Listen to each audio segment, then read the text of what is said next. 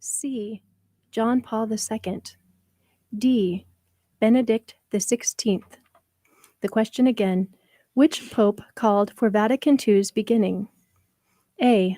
John the 23rd. B. Paul the 6th. C. John Paul II. D. Benedict the 16th. Call 785-621-4110. That's 785-621-4110. All right, let's get into an absolutely wonderful. Oh, great. They're actually giving me more notes. This is kind of like how I got through high school. Cram. That's what we've been doing too. So we're good. Oh, that is great. So I do have some wonderful people in here with me. So we have Patrick, Paula Zwanger. We have Sister John Marie. So this is absolutely wonderful. Thank you all for being here. How are we doing today? Doing good. Wonderful. Yeah, thank you so much. She had a microphone. Okay. I'll introduce them a little bit, and then I have a really important question for them. It's actually for mom and dad. We'll see how they answer. So Patrick grew up in Hayes, the youngest of 6 children. Paula grew up in Victoria, the second youngest of 7. Fantastic. They met and dated during their high school years. Patrick and Paula spent the first 20 years of their life together, traveling the world, while Patrick served in the United States Air Force. Thank you for your service, sir. Of course. That's awesome. After military retirement, they settled in Omaha until 2020. Then they moved to Paula's favorite homestead north of Victoria, becoming the 4th generation to steward the property. They recently celebrated 45 years of marriage. Congratulations. Thank you. And they have 3 children and 5 grandchildren. Also, congratulations. That Thank is you. absolutely wonderful. So my question is, has she ever raised her voice? Probably to her little sister. When she sings, Probably. probably. She's pretty quiet. I though, know. so- She just is so different than me, which is so great. Because every time I see you and just the countenance you bring, it like makes me want to calm down and just be joyful. And so thank you for that. I hope that happens with all my students when they feel silly. That is wonderful. So we're gonna have a great conversation in here, and to start us off on more serious questions. Actually, let me really quick break in and congratulate. Let's see, our trivia winner was Mike Hurdle. Nice job, Mike. Thanks for listening. Got that question right. Which pope called for Vatican II's beginning? That would be John the 23rd. We will get another question in about 30 minutes. Mike will put you in that drawing at 6 o'clock. So back to Patrick, Paula, sister. We've got a wonderful group of people in here. So as you guys are married, as you're bringing children into this world, how would you guys describe the role of faith in your family while sister's growing up? Oh, wow. Well, in the military environment, the Catholic community was our family away from home, Oh, awesome. and the church was our home away from home. And so anytime we went to a new assignment, that was the first stop, always the first stop. And that was the rock that kept us going. Wow. So if you guys can do that while traveling for the military, then I'm pretty sure nobody else has an excuse to not find a mass on Sunday. Probably not. Yeah, we moved 8 times in 20 years. Can you tell us a little bit about that? Where did you guys move to? What was it like? And then maybe we can have sister jump in here too, and tell us, what is it like to grow up in a military family, but then also keep the faith going while that's going on? Right. Well, after basic training in Texas, I was assigned to Minot, North Dakota. That's where she was born. That's where sister was born. Okay. And she was just an infant, probably 2 months old, and we moved to the Netherlands. Oh, wow. And spent 4 years there. That's where her younger sister was born. And then from there we went. I went to Colorado for about 6 months of training. Then we went to California for not quite 4 years. I'm sorry, what? 3 years of school. Yeah, 3 years of school. That's where she started school. Okay. From that, we went to Hawaii for 4 years. And then after that, we were in North Carolina for about 18 months. Yeah. And then moved to northern Italy for 3 years. And then to Shreveport, Louisiana. And that's where I retired from. Wow. So you've been a world traveler before you could even realize it, huh? Yes, yes, it's wonderful. It's actually very helpful preparation for religious life where you learn how to meet people and you learn how to say goodbye when it's time. Oh, wow. And you learn never how to thought find of your that. home away from home in the church. Yeah. And you learn that the church really is universal. And it's wonderful to be back home. And we moved back here about 6 years ago. And so that's wonderful too. But also to have gotten to see how God is working all over. We had some stories prepared just in case it comes up about different experiences. It's a good story. she's worried. Now she's worried. Let's hear about when sister got in trouble. No. Are there any students listening right now? One or two of them might come up, You're- we'll see. you like that way. Oh, God bless you. No, don't let me derail things like that.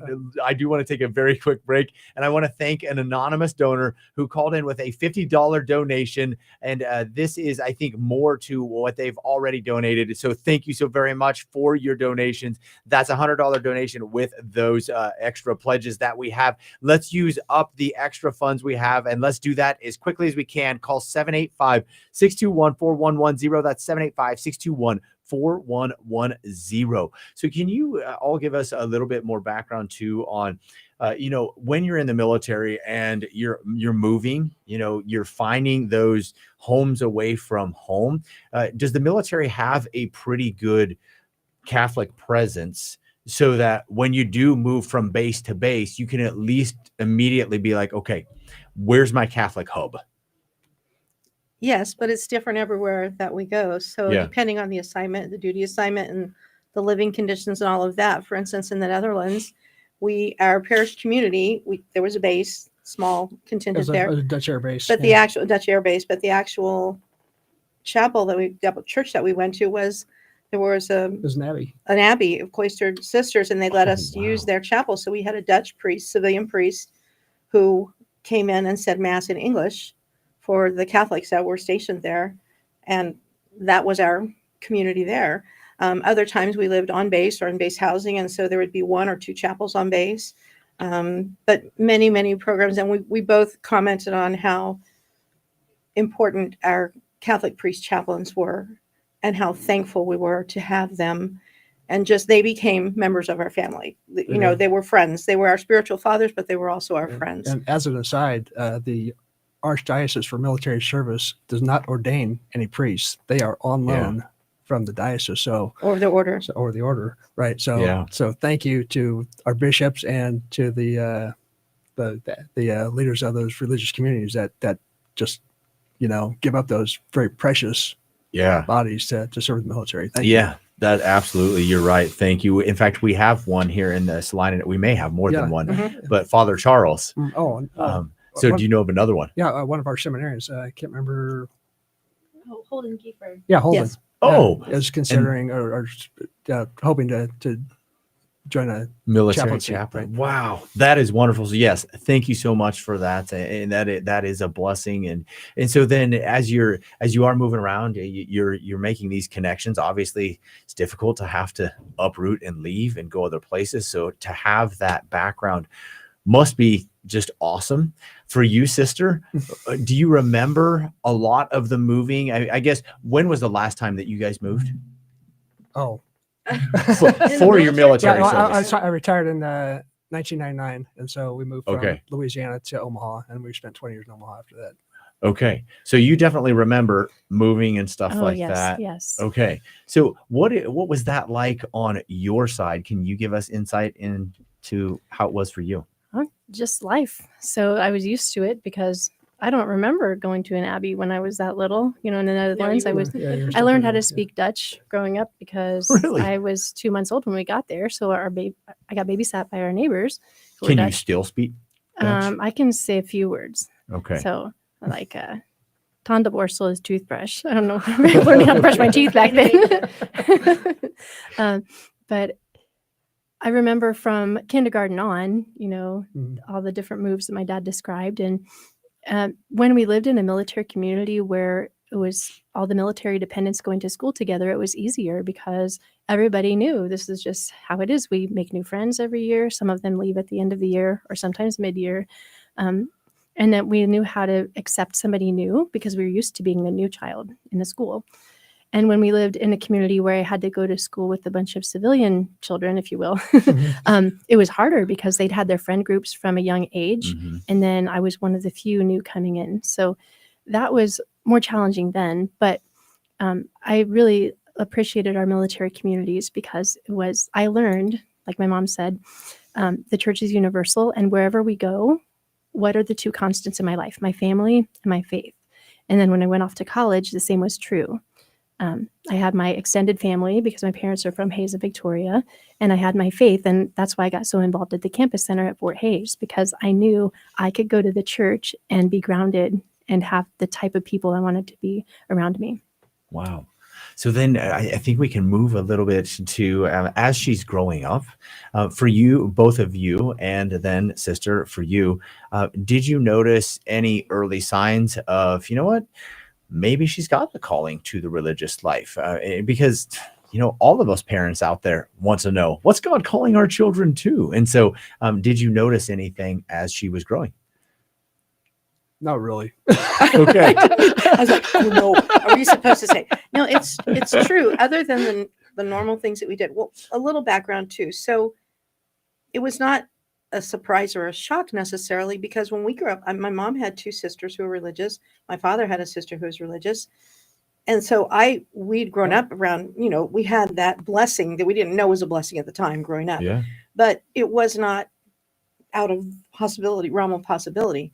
It was a surprise because we hadn't known anybody for a while who had shown that inclination, or had that calling, or expressed it. But then when you found out, when you first came to us, it was like, yeah, okay. Okay, this makes sense. It did make sense. It was like everything was leading to that. So. Okay. And so, sister, for you, what do you think you notice if you look back as to, I think this is where I really started to notice something? The first time I really remember wanting to do something special for God was probably in 8th grade. I had a very good PSR teacher who did wonderful projects with us and lived her faith beautifully. My mom had taught me in PSR earlier, in a different year. And What I is wasn't PSR? I'm sorry, Parish School of Religion. Okay, So it would there be you go. faith formation or Gotcha. CCD or whatever we call it now. Yep.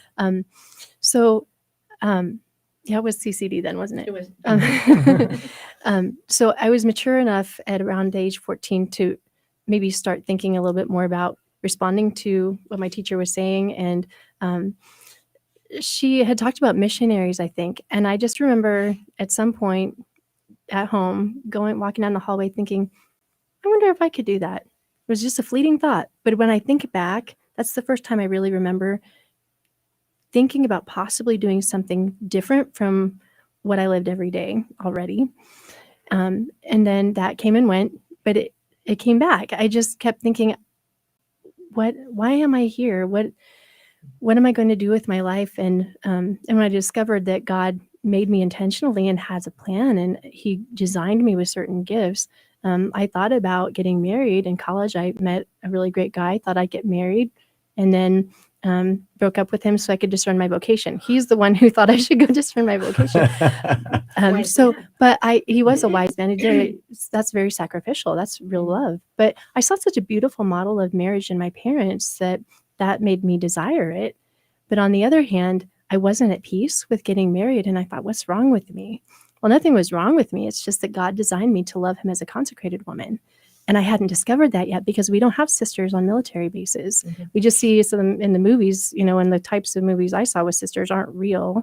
It's Hollywood's version, and that's not really attractive. Mm-hmm. So the thought kept coming back. I think I need to spend all my life and energy for God in a way that I haven't experienced yet.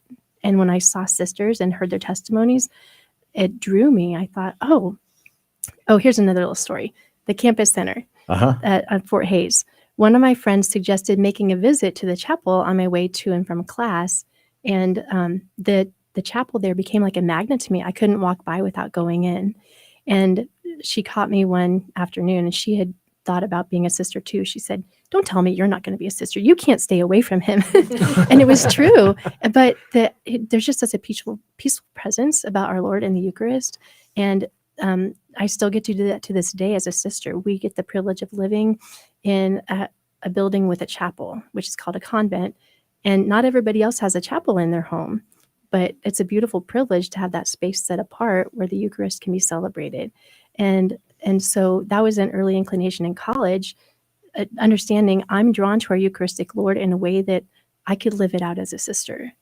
So I don't know if that answers your question, but yeah, I was drawn to both vocations of priesthood, not priesthood, sorry, scratch that, of consecrated life. So being dedicated to God and to marriage. But through really honest prayer with our Lord, I figured out I was called to be consecrated to him.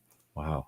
Yeah, that actually reminds me. I apologize for this in advance, but it was funny. there's these little videos that are things Catholic guys say. And this one guy comes home to his Catholic buddy, and he's like, "Yeah, girlfriend broke up with me today." He's like, "Oh, I'm sorry, man." He's like, "Well, at least I lost her to a better man." "Oh, really? Who's that?" "Oh, she became a sister." All right. Well, yeah. We made a joke about that, mother-in-law and father, or mother-in-law and son-in-laws. It's like, Jesus is my son-in-law. That's awesome. I never really thought That is of it pretty that way. awesome. That is fantastic. Really quickly, I want to thank a couple of people. Juliana Wolf of Hayes donates $100 and says, "God bless Catholic Radio." Thank you. Yes, actually, he does. That's the only reason we are on, especially when they put me behind the microphone. So thank you so very much for that, Juliana. That becomes $200. And also Joy Kopka from Barberton, Ohio donates $100. So look at that. I don't know if she's watching on Facebook, YouTube, Rumble. Oh, well, by the way, we're on live. In case you didn't know it. I forget that it's there. And then I'm like, oh, yeah. And so if she's watching there, thank you, Joy. Or if you're listening online or however you are, we really appreciate it. That also becomes a $200 donation. Let's keep those matches coming. We have right now around $96,000, actually about $95,550 in pledges, and we have $7,348 in matching funds left. And with those donations, it's about $7,148. So thank you so very much for that. Let's keep chipping away at those matching funds. Call 785-621-4110. That's 785-621-4110. We are talking with Patrick and Paula Zwanger and sister while we're going to have a great we're having a great conversation. If I can get my tongue to work, we'll get right back to it. So if we will go back to you guys maybe a little bit and ask how, as you start talking with your daughter and she starts, floating this balloon of, maybe, how do you as parents start nurturing that or keep nurturing that spiritual development as she's growing? Well, I think that most of that development, from my awareness anyway, came after she started college here at Fort Hays State. And so she was pretty much full in the coop at that time, so to speak. Okay. But it was a little difficult for me, okay, to be honest. Every father dreams of, walking their daughter down the aisle, and I've had the privilege of doing that. Praise God, that was one of my fondest memories. And not knowing what's going to happen, but I have to say that witnessing a final profession of a sister it's amazing, incredible, absolutely incredible. There's so much. It's like an extended Advent for these young women. Oh wow! Just that long period of preparation and anticipation, and really, really knowing this is their calling, and so really didn't miss out on anything. Wow, that is beautiful. We got to learn so much too. I think when you first came, we didn't know, what to expect. And I think many parents are in that, unless you already have a family member who's been to the convent. And I was very little when my aunts were there. So what's it going to be like? Like, are we going to see her? Or is she going to be happy? But those are questions you ask about all your children and their life choices. And then you shared the process as we could during your sermon. It's a very thorough process. You're sure of what you're doing, and the same with good marriage preparation.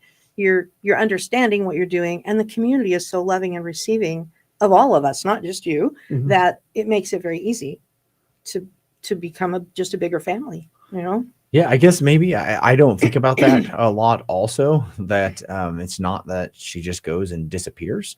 But I didn't think about the family part of being able to be part of that process, Mhm. and actually meet the congregation that you're joining. So could you give us some insight into that? Because I'm sure there's other people out there that are as ignorant as I am. And well, so I'd kind of like to know what that let looks me like. jump in before you do, because this is a really fond memory of mine. The first time that we went to visit sister when she had entered the postulancy, which is the first phase, I walked in, and one of the sisters there, who was actually one of the founding members of the Wichita IHM community, Sister Giovanni. I walked in, and she was, I don't recall how old she was at the time, stood up and shook my hand and gave me a hug and says, "How you doing, handsome?" So I thought, yeah, she's probably in the right place. So, okay. Wow, that is awesome. She's probably 87 or something, 88. Oh, that is great. Yeah. So Mom, what was it like then also for you? Well, I'm trying to remember when we went down, and you were probably deployed at the time, or you might have been on assignment, but Yeah. my dad and I actually drove you down from here. It was in October, wasn't it? I think. And of course, my parents were pleased as punch. Your mom was pleased as punch. Everybody was so excited for you to begin this journey and to begin to understand. And because we'd already, I think the hardest transition, you talked about this before too, is when she first left for college. So we were already, and because of the military lifestyle of saying hello and goodbye and hello and goodbye, it was just the next step. And then the same thing, the community was so welcoming that you felt good about and safe about you being there. Now there were struggles too. It's like my first boohoo was, oh, she's not gonna be home for Christmas or whatever. The thing. Yeah. And then you realize as you go through life that, well, guess what? That happens to a lot of people in a lot of ways. And so that was, and it was for such a greater good.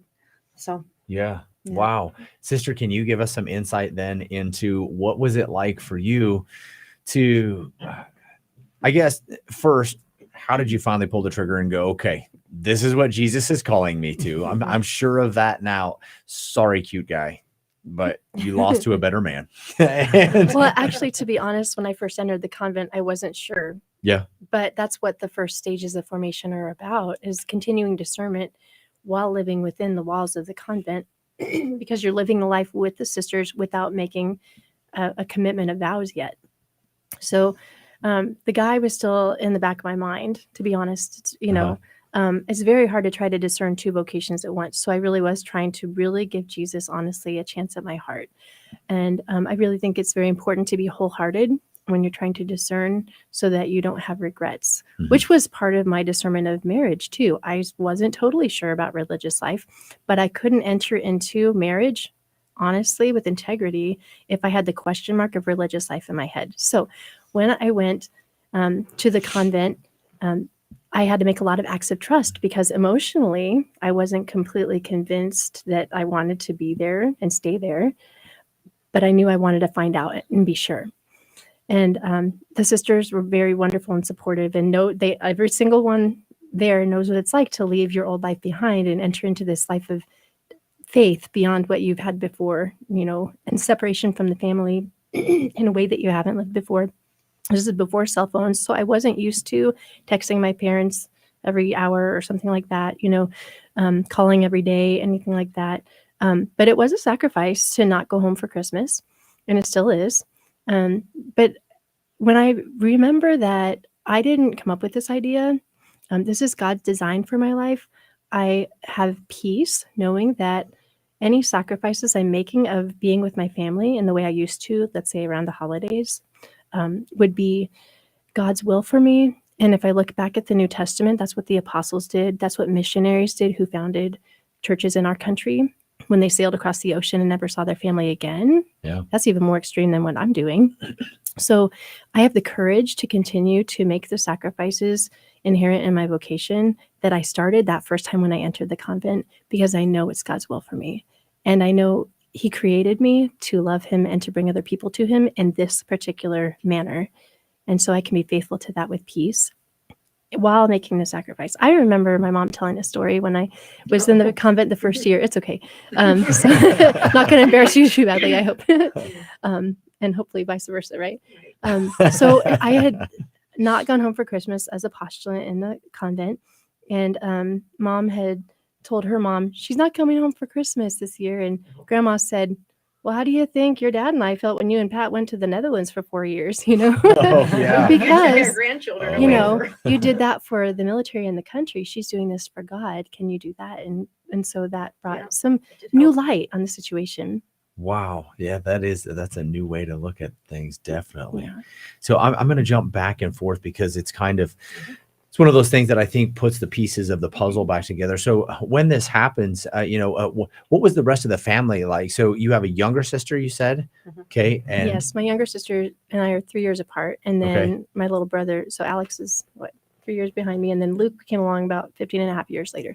okay. And what year did you graduate high school? 1999, same year my dad retired from the military. Okay. Oh, we're very close in age. I'm 1 year older than you. Ooh. You're And young. I think it might have been hardest for Alexandra because she was the closest to you, being a sister and being closer in age. Not that it isn't, but I think that was very hard. There was a real struggle for her. And I've heard from some of the other sisters too, especially their siblings that they're close to, that they spend a lot of time with, that they do a lot of things with, that is, it is a sacrificial. There's a sacrificial. Yeah. I Piece like to that that. I like that you guys brought up though, that every family goes through this in one way or another. You know, kids move to different parts of the state or they move to different states. Mhm. You know, they have jobs. Sometimes they can't come home. And so it is, that's actually very comforting to hear because we almost put it in this different box to like, oh man, yeah, this is never going to happen with any of the other kids. And then you're like, no, every family goes through a dynamic like this. It may Mhm. be a different sort, but it's still the same dynamic. Sure, and so, I have a story about that. Yeah. So, and I think you talked about this too. I had a really good friend when we were when you first went to college. Oh my gosh, I cried for 2 days because we're not ever going we were big about eating all the meals together and spending time together and all that. We're never going to all be together at the supper table, all the boo-hoo-hooey things. And my friend who had children who were just a little bit older than me, one son the same age as you, and I was boo-hooing to her and she said, you're right. It's never going to be the same. And then she would pause and she said, did you ever think it might be better? Wow. And it was up until that very moment, I had not. All I could see was what I didn't or thought I wasn't going to have. And that's another thing, your perceptions play into that. So it's like, she goes, it's wonderful to have adult children. It's wonderful. It And is. then Yeah. what you were just talking about, the peace that you found gave us peace. Yeah. Because when you know that your child is doing what they're meant to do in God's plan, I mean, Monday night at the concert, it was like, I know everybody else came to see their children and grandchildren, and so did we, because we had our eyes on Sister John Marie, and I thought, she's just doing what God made her to do, and I'm so happy. And there is so much peace that comes from that. So it is a special vocation. I'm not downplaying that in any way. You have made sacrifices that are beautiful, but they inspire people. You can see the end or the fruits the of results, it, the yeah. fruits of what you're doing. And that's very edifying. Yeah. One of them that I noticed constantly is I don't know how you ladies have so much joy. It is awesome. It's so catching. So thank you for that. That's Jesus. It's Jesus. Because we still get tired and we still, believe it or not, can get grumpy. But we have so much given to us. We're so filled with daily mass and time to pray every day and just grace upon grace upon grace and knowing the Lord's unconditional love and realizing it's a privilege to represent him because we're meant to be consecrated to him and witnesses for him. Yeah. It's a privilege and a beautiful privilege. And it's a joy to be able to share the love we've received. So I think it comes out of us because our Lord is filling us to overflowing. Yeah. So, if you ever see a sister not looking joyful, she's probably just tired because there's just. You're human? Yes. I remember in confession hearing the priest say, congratulations, you're human. That is great. I want to get to our second trivia question of the hour. If you think you know this, call 785-621-4110. That's 785-621-4110. Think about this one a little bit. What feast occurs 40 days after Easter? That's what feast occurs 40 days after Easter? Is it Ascension? Is it Assumption? Is it Corpus Christi, or is it Pentecost? Which feast occurs 40 days after Easter? Not 50, 40. Is it the Ascension? Is it the Assumption? Is it Corpus Christi, or is it Pentecost? 785-621-4110. That's 785-621-4110. And let's get back to our wonderful conversation with Patrick and Paula Zwinger and their daughter, Sister John Marie. So, can you give us insight into then, you're at the convent, you're trying to give Jesus a fair shake, right? When did you start realizing that, you know what, this is the joy that God has called me to? You know, some things are really a gradual process, so I don't know that I could put my finger on Sure. it. But one thing that did help was the retreat I had as a postulant. So postulant comes from the Latin word postulare, which means to ask. That's when a young woman would move in and live amongst the sisters without changing her name yet or making any commitments, but just living there. So then before becoming a novice, which is a new sister, like a rookie, and you get your new name and your dress, have the habit, veil, you have a retreat where you really look at the charism of the community. And everything I reviewed about how our sisters live and who our sisters are, I thought, oh, that fits with who I am. Oh, that fits with who I am. Oh, that fits with who I am. I didn't have to make myself into somebody else to fit in the convent, in my community. It just fit with who God made me to be. So that was helpful. And then seeing another sister in initial formation with me take a leap of faith when I wasn't quite ready yet was also a very beautiful witness that helped solidify my decision to go forward. And then it's gradual. So you have your vows a year at a time. After you study the vows, you profess them for a year, and that's at least 3 years. And then you can make your perpetual commitment, which means forever. So it's a gradual discernment process. And I think I grew into that to where I could be really confident when it came time to say forever. Wow.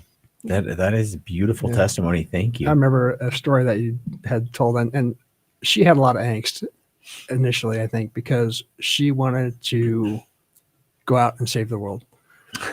Yeah. Right. You remember? I mean, it's like, I want to be a missionary sister, and I'm going to do this and this and this, and just really trying to figure out where she was going to end up. And I remember telling the story of being in adoration. Correct me if I'm wrong here. And there was a placard in the chapel, and it said, "I take what is set before me." Do you remember that? Mm-hmm.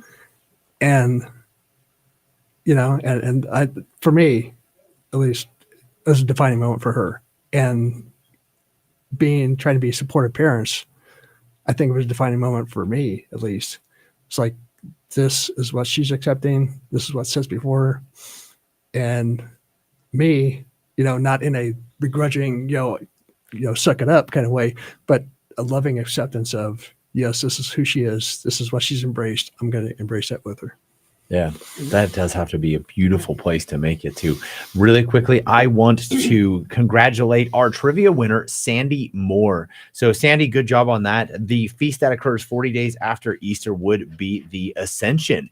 Nice job. And she also says this is the only radio station that she listens to. So thank you so very much. I find mine on this dial very much in my truck too, if I'm listening to anything, because it's about the only good thing on anymore.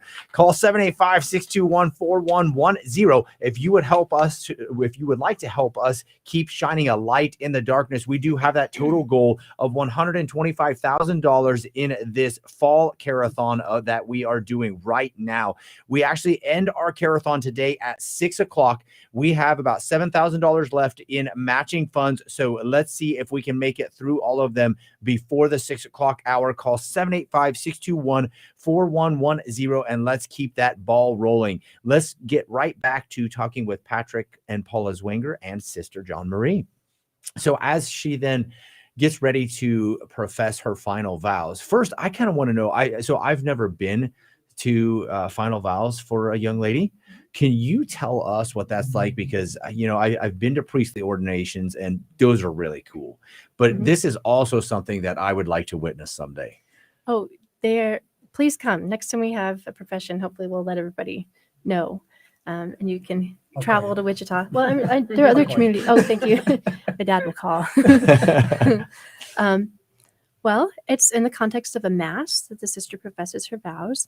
And I haven't actually been to a lot of religious professions outside of my own communities. So Okay. there may be different nuances to how it's celebrated, but the rite of profession comes after most of the liturgy of the word and right after the homily. And then the sister would come forward and she'd be asked if she comes freely and answer questions from the bishop, kind of like a priest would when he's being asked questions about his commitment. And then she would profess her vows in the hands of her superior. So I think it's a tradition that comes from back when there were kings and people would pledge their loyalty to the king. So you put your hands in your superior's hands and you have two witnesses and other sisters, profess your vows perpetually. And then we receive a wedding ring at our perpetual profession to signify forever. And then we sign the document of our vows on the altar of sacrifice and it's placed under the corporal. Wow. Yeah, it's just to signify that we're laying our lives on the altar with Jesus to be offered to God the Father. And then the bishop is present, he's presiding, and he has a prayer of solemn consecration. And it kind of narrates a little bit about salvation history and how God has called his people to be his own and how this is one of your daughters who you are calling to be consecrated to you in a special way. And so that's, instead of having a different sacrament for religious life, it's a deepening of our baptismal promises and a solemn consecration of being set apart for God in who we are and then hopefully in whatever we do. And we look at our vows and fulfillment of our vows as acts of worship. So it's a really beautiful life of trying to offer ourselves with Jesus to the Father all the time. And then we renew that at Mass every day. My mind and then we get to wear our wedding dress every day because we profess our vows in our habit. Oh, and that's the first profession. We switch out our white veil for a black veil in front of everyone without the hair showing. It's really slick. Really? You should come to both kinds of profession. Yeah. First vows and final vows.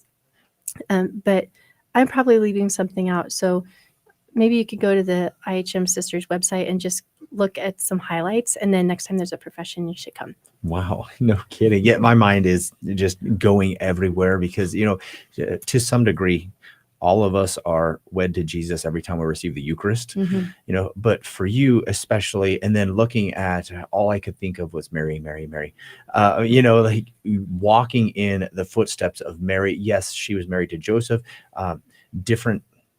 We don't need to go in all of that, but also so very much like what you are doing, that yes to Jesus in this moment of absolutely, I want to be all yours. I want to do everything for you. And then that does have to be a very peaceful, awe-inspiring, and just wow. That's the hope. But we're not floating around in clouds all the time either, because we, like you said, Sure. we're still human and we still have to do other things besides and deal with pray. other people. Well, and it's different tasks. Not every sister's gifted at every task. And we have cooking is not my favorite thing to do. My favorite meal is leftovers. Oh, I love cooking. And one of my sisters who lives in Hayes loves to cook. And so it's a great compliment where we have different gifts to offer, or teaching, this is one gift that sisters give to the church. Other sisters are nurses. So there are different ways of offering consecrated service to God. So ask every time you see a sister with a different color habit on, ask her about her vocation and her charism, because it's a different type of gift to the church. Kind of like in the military, different branches serve the same mission in a different way. Oh, yeah, that's a it's really a neat good way to analogy. put it. I didn't know that before she went to the convent. I didn't realize that there were differences. Here. Sorry, I didn't realize about those differences either. So we learned a lot along those lines too. And then I love that the Immaculate Heart of Mary community is teaching order, but also for the sanctification of priests. And I thought, oh, that's so perfect. Yeah. So perfect. That is wonderful. I want to thank somebody here really quickly. So I want to thank Sandy Moore, who pledged $50 and makes that a $100 donation with those matching funds.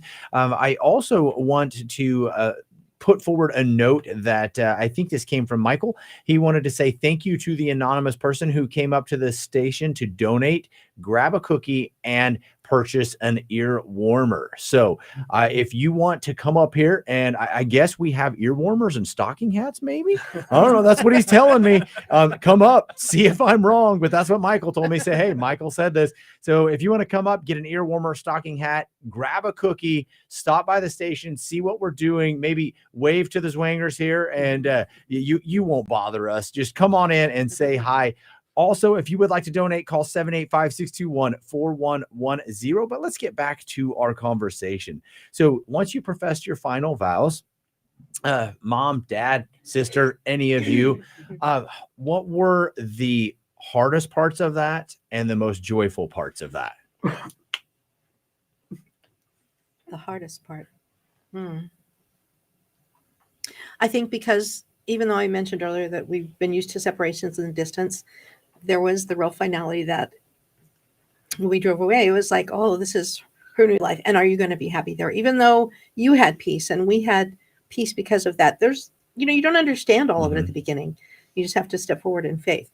But then seeing your joy balanced against that, and then it's just grown. And I guess that's the part that you do have to take that step out in faith. You have to say, this is what she wants and this is where she's going. And then the community, we've talked about this too, the community aspect, knowing she's surrounded by people who love her and are going to support her and are on a same mission and understand you in the ways that we, for a long time, it was sort of like, I don't know your day to day necessarily. I love that they publish on the website what a sister's day is. They've had that for a long time.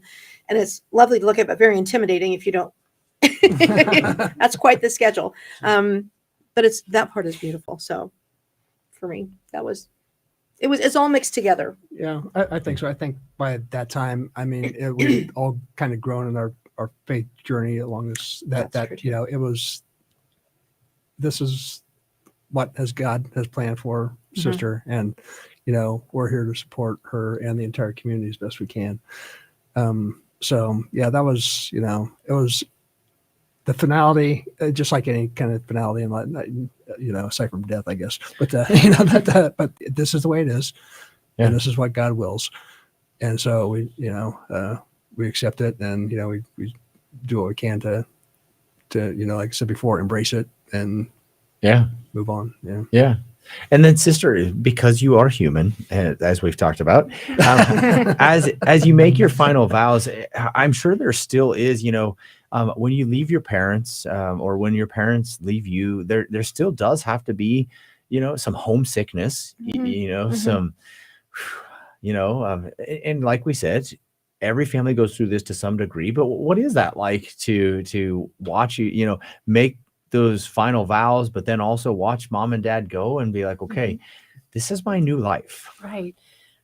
Yeah, I've been in the convent for 23 years now, maybe. It sounds longer than I've been out of it, right? So that's true. And the humanity is there. I mean, I love our Lord, and I want to be able to say with my whole heart, and still there is the emotional side of I love my parents. And I know I'm loved by my parents, which is a tremendous gift. Not every child in the world maybe knows the love of his or her parents as much as I know the love of my parents. And I'm so grateful for the fact that I know I'm loved unconditionally, and they're a beautiful manifestation of God's love for me.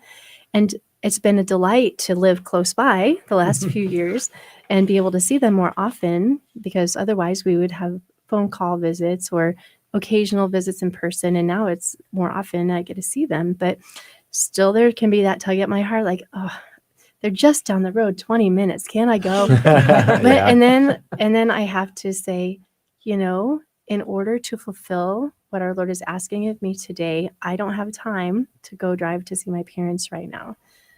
So he's asking me to make that sacrifice. But really, everyone who's trying to live faithful to their vocation has to renew the sacrifices inherent in loving in the context God is setting before them, right? So a young couple who has young children can't just pick up and go see mom and dad when they want to, for practical reasons. So it's like, if I'm going to be faithful to what God's calling me to be and do, I have to be able to say yes to him when it means saying no to what I wish I could do right now. And then I'll also say this, just in case it will help someone listening. The enemy of our souls, the devil, does dangle temptations in front of everyone, including sisters. Mm-hmm. And when I'm getting discouraged, there has been the temptation to think, if I could just go leave this all and go live with my parents, or I've even had the temptation to quit being a sister. Call first. You know what? Call first. So I'm not doing it. This actually happened recently, where the enemy hates people who are working for God. So he'll put a pretty strong temptation on you sometimes. And it's just like, why didn't I just walk out 20 years ago? I should, before I made vows. You know, those thoughts can go through a person's head, right? And I was in a chapel praying about this. It's just like a few weeks ago, actually. And it's like, I could just go live with my parents. And I wouldn't have to do this. I mean, maybe after the school year's over, and, you know, not to shock the children. And then I thought, Jesus, I need you. This is not from you. Yeah. And then I thought about my perpetual profession, and I said, Mary, stomp on his head. The devil's, I know Awesome. who's behind this. And I said perpetual. Like, I just thought to myself, I promised God I was going to live this way perpetually. Yeah. And the temptation went away. You know, it's just like, we just have to be firm in saying, Lord, you called me and I said yes. And I said yes forever. Help me renew that. And he does. Wow. And it was a very stark contrast between 10 seconds before. It doesn't always happen that way. Like the St. Paul moment where everything's very clear. It's not always like that. But that does happen, where you can be tempted not to fulfill your promise or your vow. And yet our Lord wants to help us be successful in saying yes to him. And he's going to give us the grace. If we just give him an inch and say, help me, he's going to do it. That is such good advice for everybody. I just want to say this doesn't happen all the time. So the joy you see on the sisters' faces is real. And meanwhile, keep praying for your sisters. Yeah. Because it's not like we're all having an easy day all the time. Yeah. The joy comes from God, but it is supernatural. And I would say that, you know, for all the married couples out there, thank you for that, because that's what a lot of married couples need to hear is, you know, temptation comes into your head. Like, no, you profess this to that one person. So like, yes, Mary, stomp on his head. So very good. Thank you so much for that. We are talking with the Zwangers about Sister John Marie, her calling, and everything that goes with that. Please continue to support us on our Fall Carathon, Light in the Darkness. Call 785-621-4110. That's 785-621-4110. If you can donate today. If you can't donate, keep lifting us up in your prayers, because God will carry it forward however he wants to do it. Call 785-621-4110. Let's jump right back into our conversation. So for the parents, what are some of the things that you have noticed, some of the joys that this has brought to your lives in seeing sister make those vows and live out this life? How much time you got? No. Every time we visit the community in Colwich, it is just amazing. You know, they are our family. Many of them have become very good friends, and they're just amazing. You know, but they're still, like you said before, human. You know, they're teachers, they're scholars, and every time I go there, I learn something new. You know, but the dynamic among them is just, from my perspective, they get along all the time. I don't know if that's true. but no. We work very hard at fraternal charity. It's very important to us, but we are definitely not all the same. It's just like a natural family where you have different types of personality among the members. But we work very hard at fraternal charity. Yeah. But they're athletes. I remember shortly after the community moved to the new convent in Colwich, Sister Mary Faustina was out swinging a golf club because she was going to play in a golf tournament. Awesome. Did she play in her habit? Oh yeah, these are the only clothes we have. So they had a vocation fundraiser or something. Yes. So they had the Sarah Club sponsored Sisters and Priests in a golf tournament, and she played before she entered, so she was practicing. That is so fantastic. Thank you. I remember when helping you move into the new convent here in Hayes. We had pickup trucks and a lot of trailers, and one of the sisters was kind of like guiding the trailer, in reverse. And I thought, she's got to be a farm girl. Yeah, and sure enough, so. And so it's just, they come from all walks of life, and but it is just the beauty of that community it's phenomenal. That is wonderful.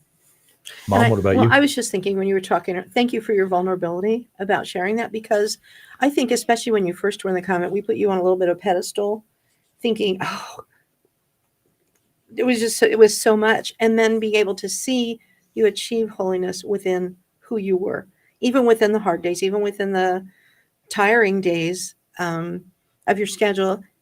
But it is true what you mentioned earlier about people having joy. That is probably the comment we get the most often. They're all so happy. And it's not an act. We never feel like you're pretending to be happy. You just realize there's a deeper reality. It feels like, and we pray for you. We do pray for you because we know you're praying for us. And that is another great grace of having a sister in the convent. What a consolation to know anytime there's a prayer request, there are these beautiful, strong, and we can pray for each other all the time in our parishes and everything, but there's something about having that bond with the sisters and knowing they're praying for us that is powerful in our lives. And there have been many times when we've gone, we have a prayer request, just send it off because we know. Yeah, absolutely. Sister, pray for me. And you pray for me. I can do that. Absolutely. Very quickly, want to take one last break here and thank an anonymous pledge from Colby. As we had an anonymous pledge of $500, and so that uses up some more of those matching funds. Thank you so very much for that, listener out in Colby. Call 785-621-4110, just like they did. If you can partner with us and help us on this fall care drive of shining a light in the darkness, that's 785-621-4110. All right, we've got about 5 minutes left. And so I know sometimes we're having great conversation and then all of a sudden we're like, darn, we're out of time. But if all of you could give us some final thoughts, some encouragement, and just anything else for either young ladies that are joining, that are considering it, families, what you should look forward to, what you should do to help encourage whatever your child's vocation is. That's a lot rolled into one. Okay. So, all right. So yeah, a couple of thoughts. Our God is a God of surprises. And every time we think we have a plan, well, we don't. One of my favorite passages from Isaiah 55, my ways are not your ways, my thoughts are not your thoughts. That's a good one. And so it's such a blessing. Encourage your daughters, encourage your sons to consider religious life. If you see somebody else's child who you think may have a vocation, encourage that. We had a young lady when we were living in Omaha, was on a Totus Tuus team, and she came to have supper with us one evening, and we were talking about the IHM convent, and she went down. That's Sister Julia Marie now. Mm-hmm. Just made her final profession. Oh wow! So so you never know where God is going to ask you to plant a seed. You may not reap what you sow, but at least plant the seed. Wow. I think too, I was going to say that one of the comments we got when you were first going to go, she's limiting her options. She's, and in fact, you've done so much more in so many ways to bless our family. I mean, the whole world, and all the communities you touch, but our own family, it's opened. It's been beyond what you said. Our God is a God of surprises. It was not she's taking herself away from the world. She's putting herself out there and giving everything. And that's inspiring. Challenging sometimes, but inspiring. When you said that, it made me think of Jesus's words, said, whoever gives up family and homes and children and lands for my sake and the sake of the gospel will reap 100-fold. And that's been true with my spiritual children, with being a teacher and a sister who prays for people. But I want to say thank you to all those married couples who are living your vocation generously, because that plants seeds of generosity in whatever vocation your children are called to. Because I'm called to religious life. The rest of my siblings are not, but they are living generously in their lives right now. I think in large part because of the witness of my parents living their vocation to matrimony with generosity and love and faithfulness. Oh, that's wonderful. You probably were going to jump in and probably say the same thing, that, vocations just don't come out of thin air. Yeah. They come from good, holy marriages. And not necessarily And the even that, community. not always, but, generally speaking. So, parents, don't discount this. You have a role to play. Yeah, absolutely. Sister, can you, in our final couple minutes, tell us a little bit about, what is it like to be in this teaching role, be there every day with the kids, and what are some of the, I guess, most joyful things that come out of it? It's really beautiful to help children know that they're made by God and loved by God. And I've observed, teaching for 18 years now, that not every parent feels confident in forming their children in the faith. So I love supporting parents in their role as the primary educators, and to kind of build up Catholic culture within the school day, so the children have that as a constant in their day, whether or not it's reinforced at home that much. And it's a joy to be at a school for more than a year. Sometimes you can see the children grow more and more as they get older through the years. And it's a delight to be able to be a mother in that way, because I'm not called to biological motherhood, but everyone is called to spiritual motherhood. Yeah. And it's a delight and a joy. And sometimes it's not easy, so No, am I willing because parenthood is not. No. So we're called to lay down our lives and be sacrificial too. So I really firmly believe in the power of hidden sacrifice for the children. So they'll never see that or know about it until the next life. But am I willing to lay down my life so these children might flourish? And as a teacher, I feel called to that and am called to that. Yeah. That is a wonderful witness. Thank you so much for that. Thank you, folks, and for setting that example, living a good married life. And we are blessed Praise to God. have had you in Praise here God. today. Praise God. Have a Praise wonderful day. Thank you so much. Thank All right. you. Thanks. You are listening to Divine Mercy Radio's Fall Carathon, Light in the Darkness. You're on Divine Mercy Radio's final few hours of our Fall Carathon.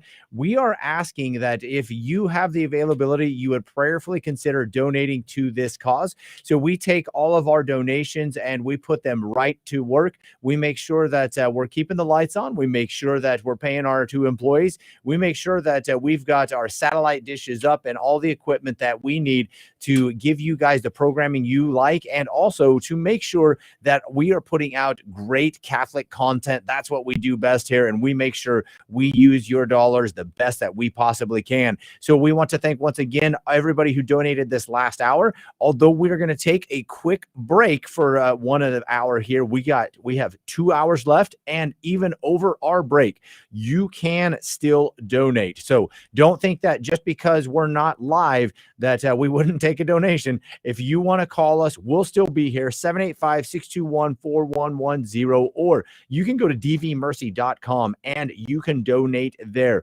Either go there, call 785-621-4110, or come up to the station, get yourself a cookie. We might have some ear warmers or stocking hats left. Grab one of those also, and we would love to see you, especially on this break. Come on up. You are listening to Divine Mercy Radio on 101.7 KJDM Lindsborg and Salina, 105.7 KMDG Hayes, 88.1 KRTT Great Bend, 88.1 KVDM Hayes, 89.1 KGOH Colby, and 107.3 K297AI Hill City. We will be right back after the break.